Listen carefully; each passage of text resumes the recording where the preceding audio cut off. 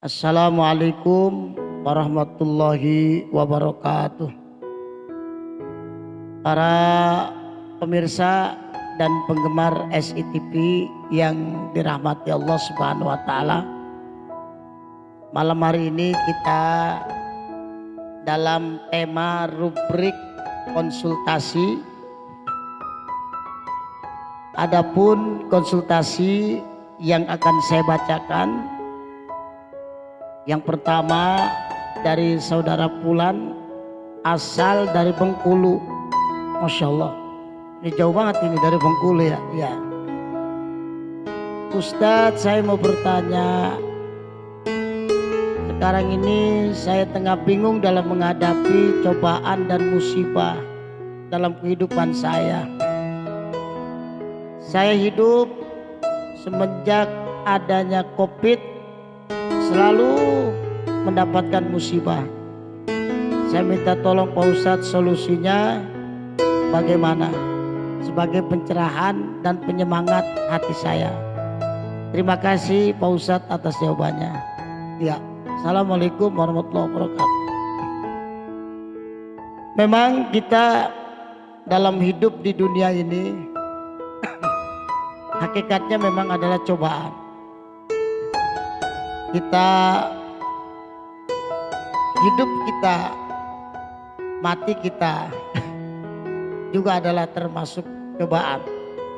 Allazi khalaqal mauta wal hayata liyabluwakum ayyukum ahsanu amala. Allah yang menciptakan kematian dan kehidupan untuk menguji kita. Menguji kita, siapakah di antara kita yang terbaik amalan perbuatannya. Ketika kita mendapatkan musibah, maka kita hadapilah musibah itu dengan sabar. Karena orang-orang yang sabar itulah yang akan selalu mendapatkan pertolongan dari Allah Subhanahu wa taala. Ada para ulama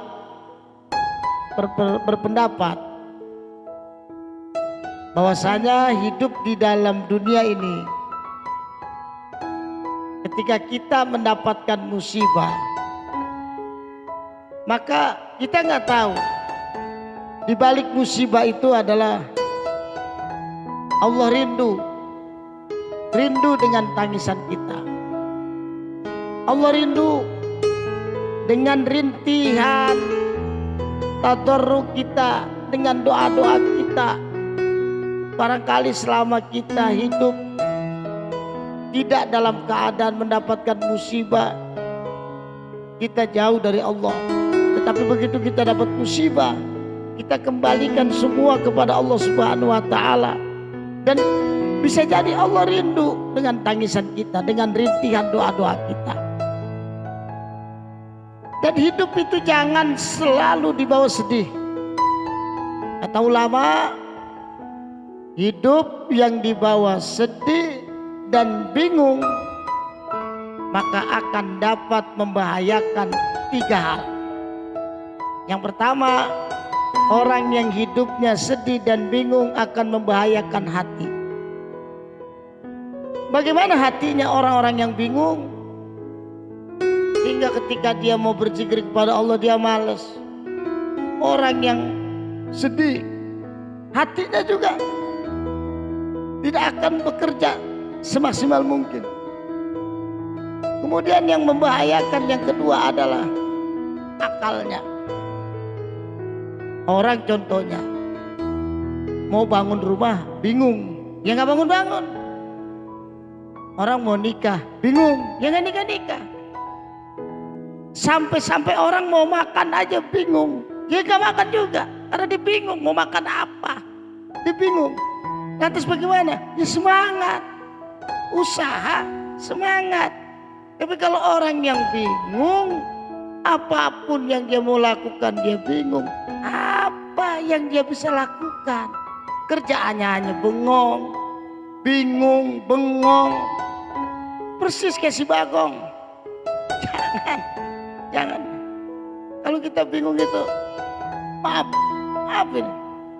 Orang bingung, saking bingungnya dia, ya, dia banyak ngelamun, sampai makanan itu kan disajikan di piring. Saking bingungnya, bukan makanannya yang dia makan, piringnya yang dia mau makan.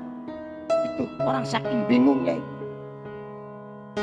Kalau orang udah saking bingung, ya Allah ya Rabb, jalannya juga berbeda. Dia akan sangat jelas keterpurukannya.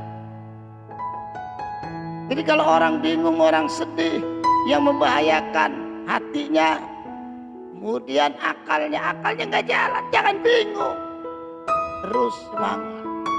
Kata Allah apa? Inna sa'yakum lasyatta.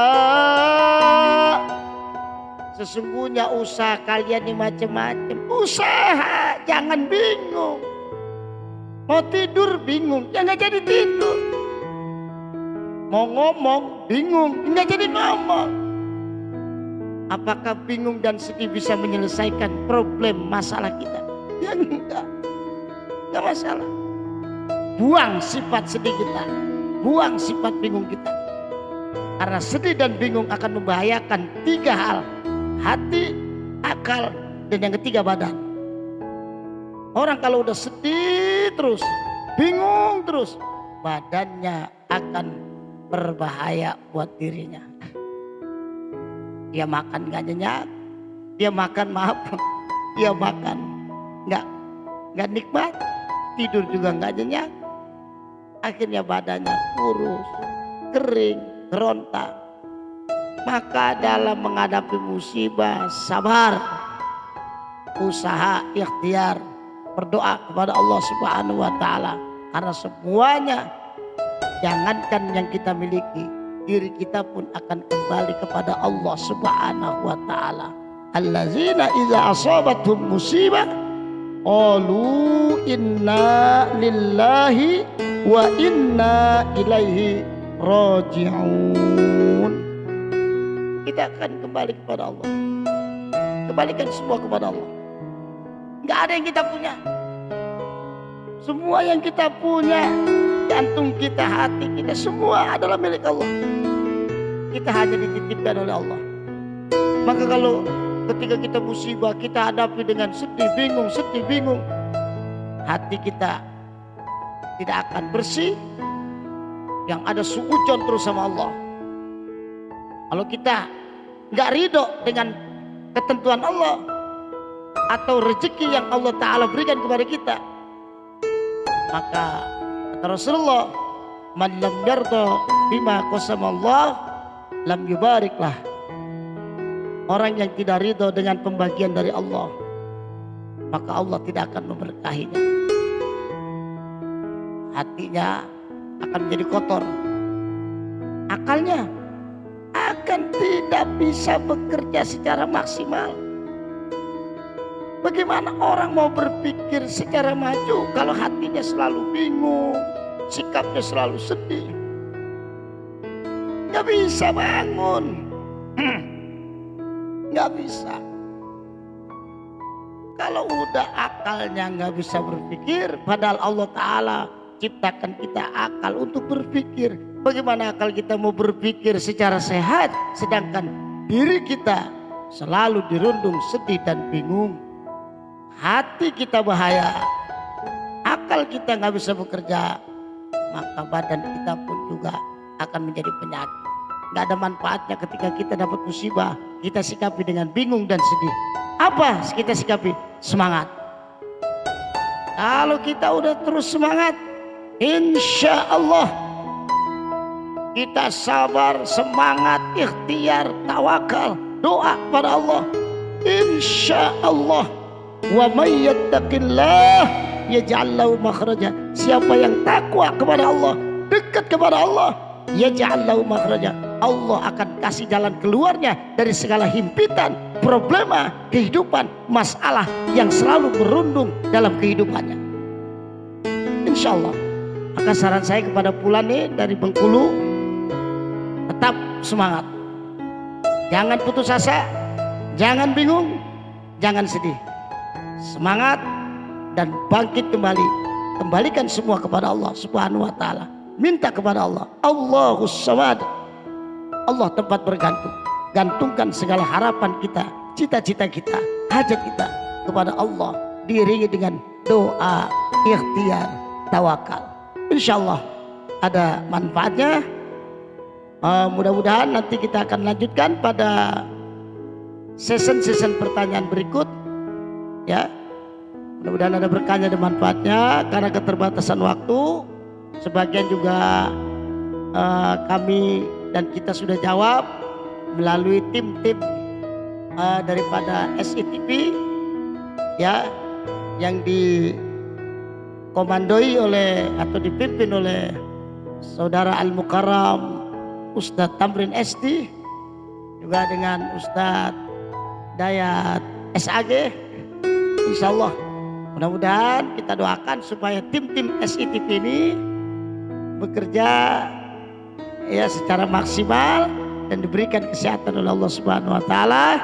Kita semuanya juga para penggemar, pencinta SITV, kita doakan semua supaya hidupnya menjadi berkah dan ridho dari Allah Subhanahu wa taala. Kurang lebihnya mohon maaf. Wallahul muwaffiq ila aqwamit thariq. Assalamualaikum warahmatullahi wabarakatuh.